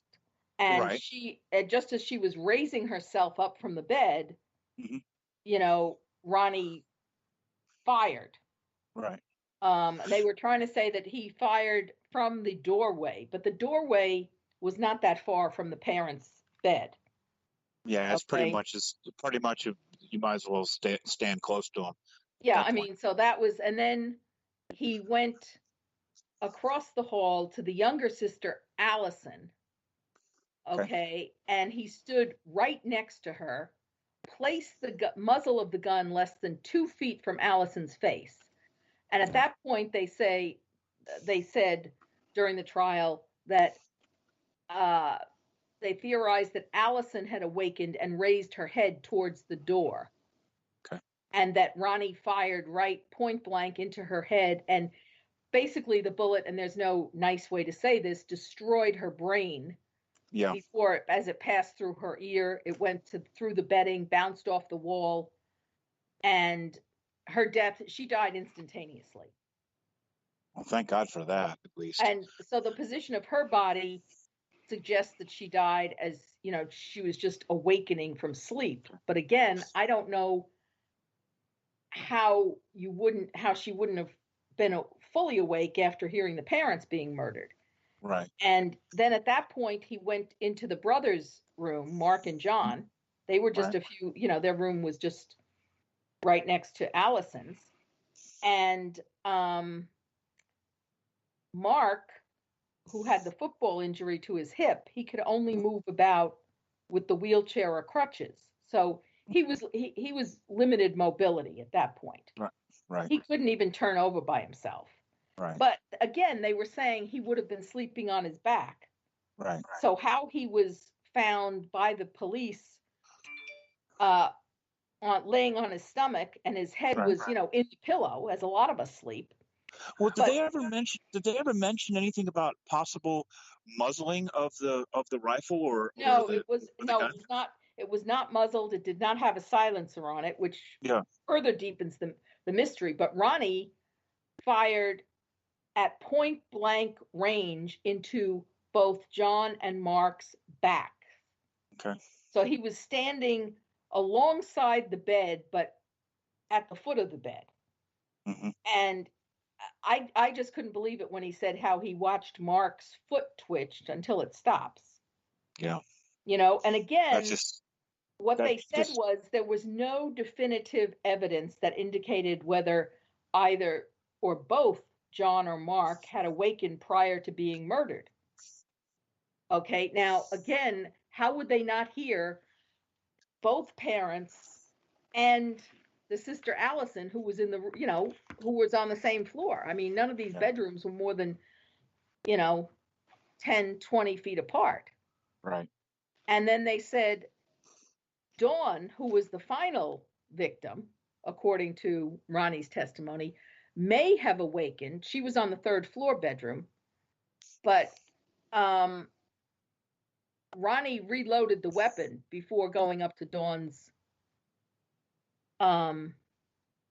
bedroom. The rifle held 7 bullets, so he had to reload because there were 8 shots altogether. Okay. But again, Dawn was lying face down in her bed, and he fired right into the base of her neck. And that was at a range close enough to leave those powder burns on the shoulders of her nightgown. Mm-hmm. But her corpse, it was pretty bad because it was immediate destruction of her brain, and her brain matter was on the pillow, and her face had almost collapsed. But she died. She, like her sister Allison, died instantaneously. So, as you can imagine, the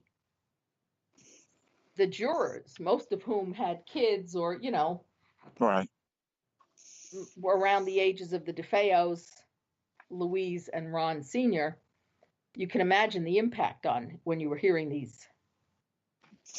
statement. You had mentioned, after the murders had happened, that Amityville was just it was the biggest thing that happened in Amityville. How did it affect the? Yeah. Just so you know, take a look at the time. We've got very little time for any answers. Okay. For that, because we're coming up to the top of the hour. Okay.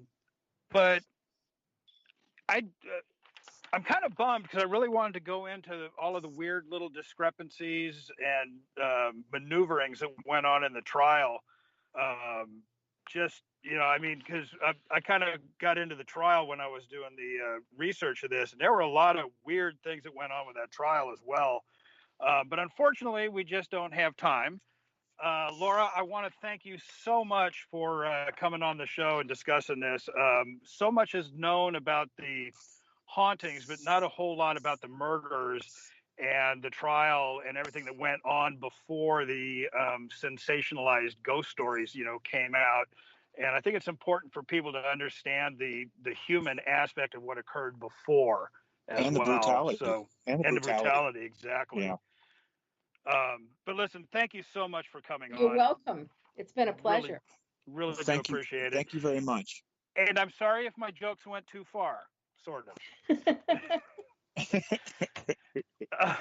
Anyway, join us next week when we talk to Alex Matsuo for a discussion of Slender Man. We're going to kind of delve into the creation of Slender Man, the possibility of it being a tulpa, and a few other interesting things. So until next week, everybody, please remain safe, and thank you so much for listening.